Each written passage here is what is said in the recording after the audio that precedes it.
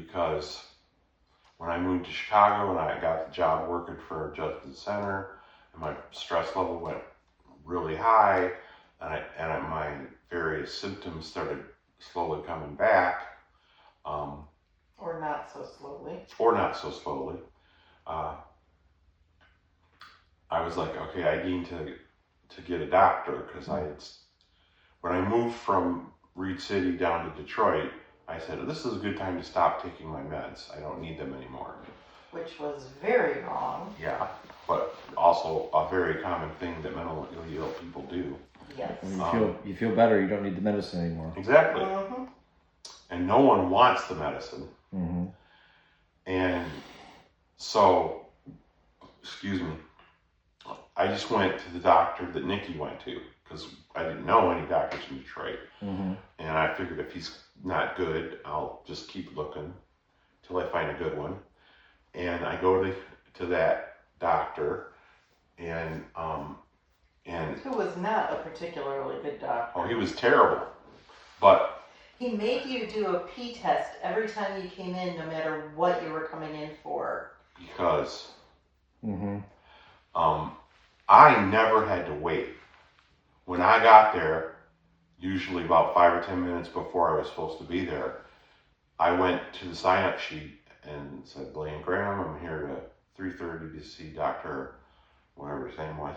Yeah, I don't remember. And I go sit in the waiting room, and within 5 minutes, there was a nurse going, Blaine Graham, right this way, go do the pee test, go in this room, and I just was in and out fast, which to me seemed like, wow, what a good doctor. Mm-hmm. Except one day, I had a 3:30 appointment, and I got there, I signed the thing, I sat down to wait my 5 minutes, and across the waiting room I see my wife waiting, which I knew she had a doctor's appointment that day at 9:30 in the morning. So my first thought is, oh my God, is something wrong? So I get up, I walk over to her, and I start going, why are you here? Did they find something? Are you waiting for tests, or, And she explained that, it usually takes 4 to 5 hours from when she arrives to get into the room. And I'm like, every time? And she's like, every time. And then I hear that lady saying, Mr. Graham, right this way.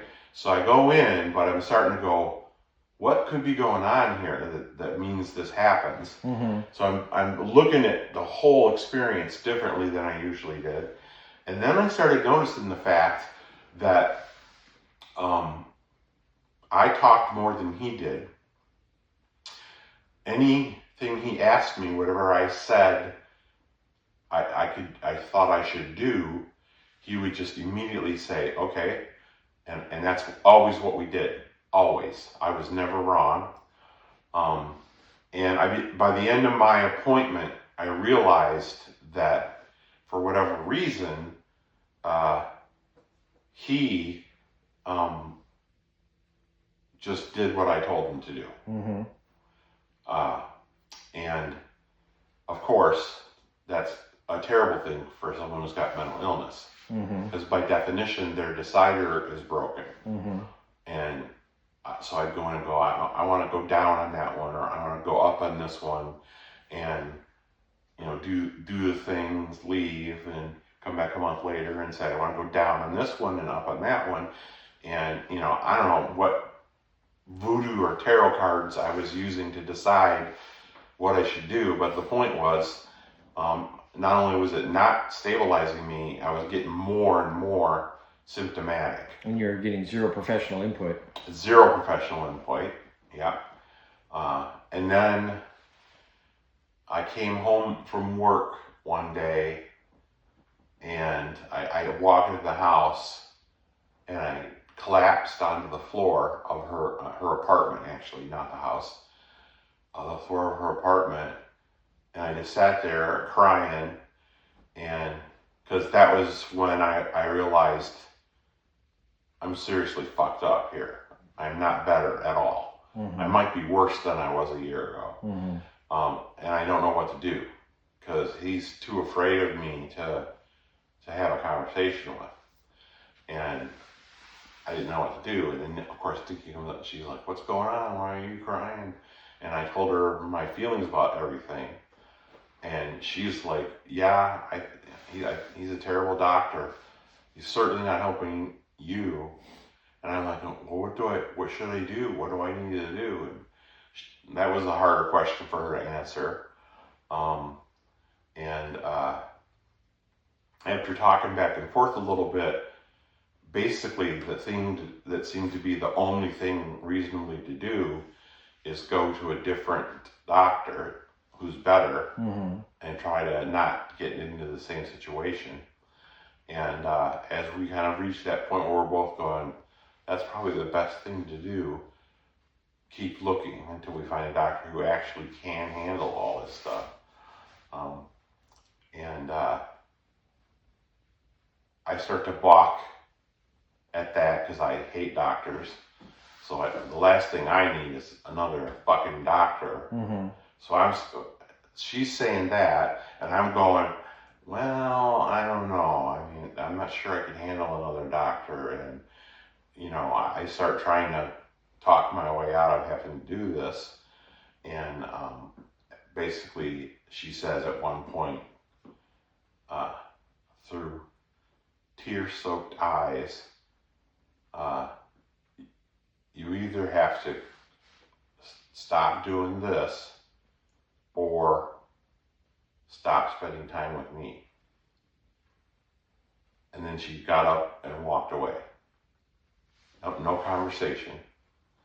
And I understood, I was coherent enough to realize what was happening and the decision she was saying I needed to make. And so I knew what I had to do, and I knew how I needed to do it. And I basically, I don't know how long I sat on the floor, but I sat on the floor for a necessary amount of time that I felt ready to move. And I got up and I walked over to talk to her, and I told her I was sorry and I will try to do better than I did before. And we'll look for a new doctor. I'll stop going to the Dingle Fritz, but please don't leave me. And she basically said, if you look for another doctor, I won't leave you. And we proceeded to try to find me a new doctor. And there was, the last time I had been hospitalized, the doctor in the hospital was pretty good. And the one who took care of me. So I tried to find him and become his patient, but basically he wasn't accepting new patients. And he said, well, I'm not accepting new patients right now, but I'll give you a couple of names of good doctors. And so I had a couple of names I could check in with. And I checked in with this one doctor I think in Dearborn. And he seemed much better. And, basically after our meeting, I basically said, okay, well, I'm very impressed. What was our next step? I'm ready to do this. And basically he said, well, let's slow this down a little bit. We'll do this in steps. But I would say in less than a month, I was in a weekly group with him. Plus, I also had individual times with him, and he completely changed my medication regime, and I started getting better. But my perspective on the illness had changed from this. I have a black mark on my lung that's slowly destroying my lung. If I'm going to keep my brain, I'm going to need to have a more controlled relationship with my body, Mm-hmm. and that's when it evolved, spending time to see him on a weekly basis, minimum weekly basis. And I started going to that weekly thing, and I had my first, what did they call that? Peer counseling session, Mm-hmm. where I'm talking to other crazy people, and they come to a situation that most mentally ill people, if they encountered it, would drop the group immediately and walk away because it was too in their face. Mm-hmm. And but Nicki went with me the first time, which they told me spouses can come, and I was really nervous and scared. And when they came to us and said, "So who are you? Why are you here? Blah blah. I'm Blaine Graham. Blah blah blah. This is my wife Nicki. You know, I have bipolar disorder." And we did the little "Who am I?" thing. When I got around to telling them that she was my wife and she was, you know, helping me, and they started asking more pointed questions about just how sick I was, and I started lying. Nicki would gently correct me Mm-hmm. about how sick I was, and then eventually the meeting was over, and we walked off away from the main area where everybody was talking, and argued a little bit about my lies. Mm-hmm. I was trying to convince her and myself they weren't lies, but they absolutely were.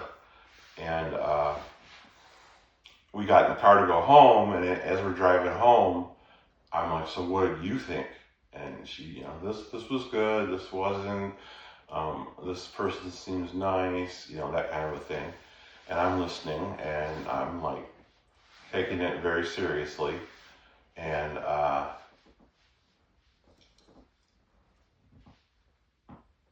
I am aware that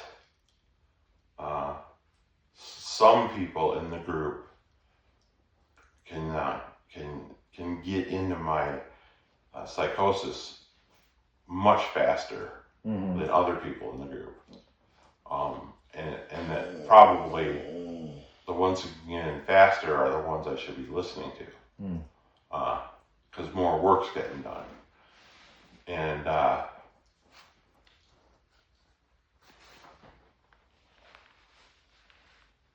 don't know how this came in the conversation, but I think one of the questions the group asked me in the meeting was, "Do you believe you're God?" Like you personally. Yeah. Mm-hmm. And as a diagnostic tool. Mm-hmm. And He said, I said, "I'm not God, but I do know everything he knows." And I was like chewing on that in the car with Nicki, and she made an emotional outburst like she did just now. And then she just looked at me like, "Think about what you're saying." Mm-hmm. And I kind of reviewed the question in my mind, and I realized, well, that's the same thing. You know, that is not a healthy answer. And I went, "Oh my God, I actually am that mentally ill that I could think something on that level of delusion." Mm-hmm. Yeah, that's a good word. And which caused me to become more engaged with therapy. Mm-hmm. If I got to deal with that one, I also got to deal with these other ones over here. I need to do stuff, Mm-hmm. you know. So I started doing more secondary things that I could do to try to improve improve my situation and not lose Nicki. Mm-hmm. Because now I had this thing hanging over my head. If you can't, maintain your medication the way you're supposed to, then you can't live here. Mm-hmm. I mean, she delivered that line with all the force of the Hiroshima bomb. There was no question in my mind that if I didn't change, Nicki was going to throw my ass out. Mm-hmm. And she would be right to do it. But I got afraid about it as I started to try to do it. I got afraid about, can I actually do this? What if I do frustrate or lie to myself to not take responsibility for this concept? What's that going to do to me? And my general response was, it's going to make me worse than I am. Mm-hmm. So I need to be operating on that level.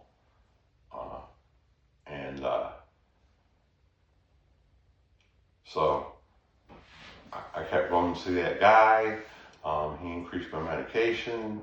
I worked as hard as I could to not say, if I was saying something that made me uncomfortable, for whatever reason, I thought it made me uncomfortable. If I was saying something that made me uncomfortable, I needed to do something to mitigate that. Mm-hmm. I shouldn't be saying that, Mm-hmm. And so I started developing these little bits of software that say, if you feel like you're going to say this instead. Mm-hmm. And I had a good opening week or two where I could look at changes that were happening and go, this is working. I'm getting better. Very, very slowly, but I am getting better. Mm-hmm. And totally the power for that is the leverage of my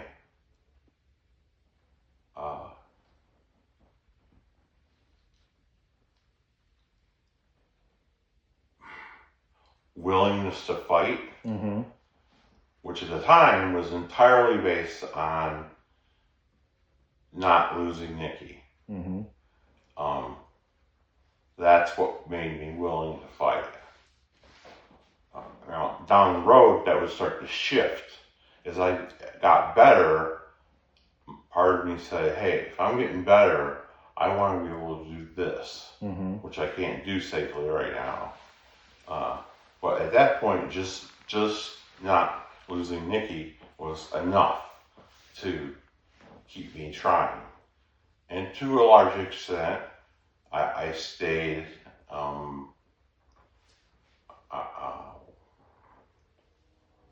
I stayed on a narrow path. I lived the way I needed to, and once it became obvious from my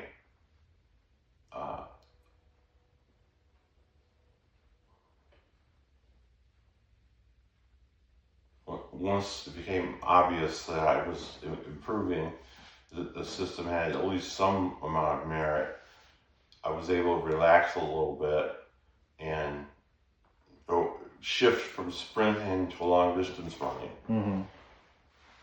And how old were you when this was happening? That's an interesting question. 34? 34? Okay. And then it was an incredibly slow ascent back up out of the hole and over the lip of the carrying device, and then back outside into the world, and all the steps you have to go through to get back up there. Took me years to do. And you attribute that to Nicki. Well, she gave me that first hunk of courage that I needed to actually fight. On my own, I could totally look at myself and go, "You're fucked up, dude. You're so fucked up. You don't even know how fucked up you are." I could totally do that intellectually, but with that came the thought, "You're more fucked up than you think you are. You're not even able. You're so fucked up. You can't even get better. So there's no point in trying." Well, the point in trying turned out to be, if I don't have Nicki. The only way for me to keep Nicki is to try. And that was true. And when I was ready to move on to more difficult techniques,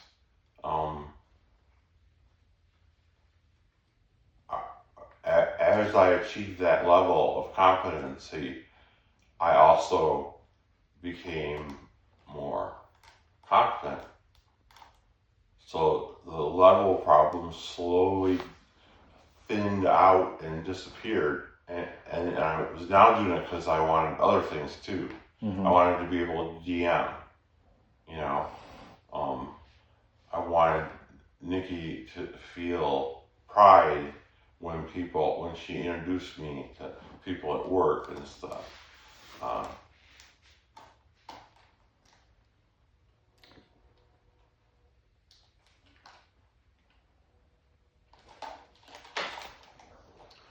I'm sorry it took me so long to say that.